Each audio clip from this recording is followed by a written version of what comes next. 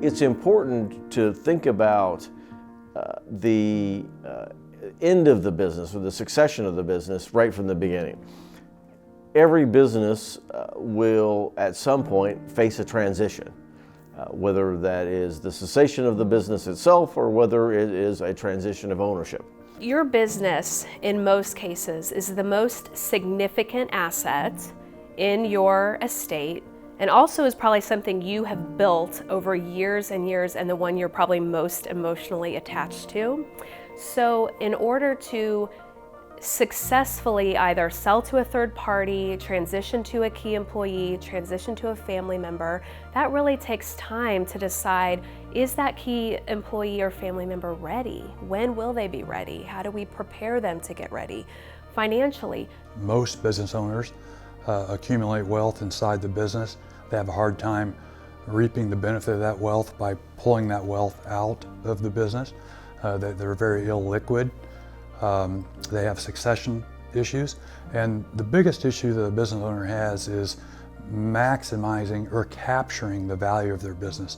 They may be fantastic at building wealth, at building cash flow, but what they're not so good at is capturing that value. How do they exit? How do they liquidate and capture the value of their business when the time comes to liquidate or to cash out of that investment? Good sound planning will start with setting up the business in the proper entity to begin with, to positioning the business for success, then having a good back office to take care of family office planning and support, then developing an exit or at least a transition plan to shift some of that wealth off of their balance sheet while they're alive, not waiting until death, and then finally having advice to maximize the value of that business through an exit strategy.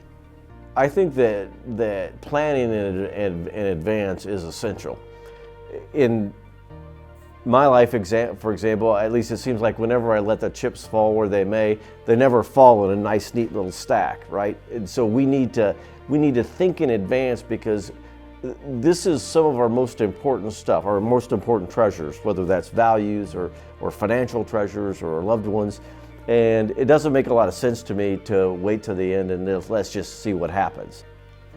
You know, one of the common things that we've seen in succession plans that have gone wrong or that weren't completed before an unexpected death is that the family doesn't know what's going to happen.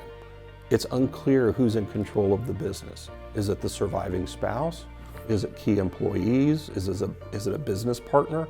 And all of these stakeholders may be fighting for control over what's going to happen. Well, fighting over control in the operation of a business is only going to lead to poor customer service, poor execution of the actual business that still is operating even after the unexpected death of one of the principals. By planning in advance, we know that if there is a transition in the business, if there's a business owner that gets sick, if there's a downturn in business, if there's a geographic shift, whatever event that may happen that would cause a business succession issue, we want to be prepared for that. That way we have our leadership team on the same page, we have our legal documents where they need to be, we have provided the mechanisms for a smooth transition of power, because otherwise there's a vacuum. And when that situation comes, and regardless of how well you plan for it, there is some discomfort that comes with a change like that.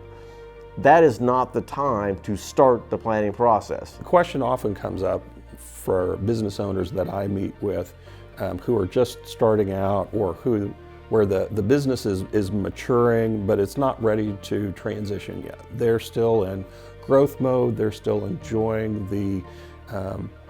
the aspects of owning and running their own business, meeting with clients and serving their community. But it's important to start thinking about what that transition might look like, even if they don't necessarily know when or who that business is going to transition to. You have a client that will decide, okay, I'm going to retire next year, or I'm going to, I'm ready to be done, and they're kind of at that breaking point. And a lot of times that's really too late to be doing things in a tax efficient manner and possibly get the best price out of your asset. You need that time in order to plan to improve the position of your financials, how those appear. You need time in order to do things in a tax efficient manner.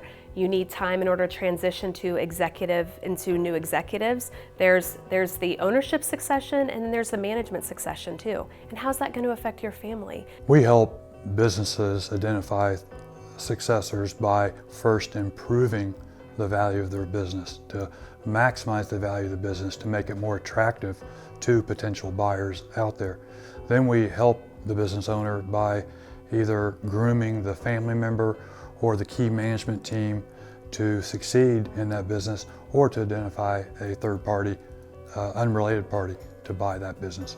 Yeah, when a business owner wants to sell their business, they've decided that they would rather just kind of liquidate the business and not, they don't have heirs to pass it down to. They have a couple decisions to make, and a lot of it depends where they're at in the process. Are they, do they want to sell it in 5 to 10 years? Are they selling it next week? A lot of that kind of varies, and that way we can plan what they want to do. If they're wanting to sell their business and they have 5 to 10 years, that gives us kind of a long roadmap to plan. We can move business assets to optimize estate tax savings. That gives us time to clean up their books if there's anything, so that way we can optimize the value of the company. So if they're going to sell it to private equity, that gives us time to clean everything up and make sure that they're getting the best price possible. That transition to retirement can be exciting, but it can also be very different. And so planning what you want out of your retirement, what is the cash that you need? What are those things that you want to do in retirement? And let's make sure you get that value out of the company that in order to satisfy all your objectives for your retirement.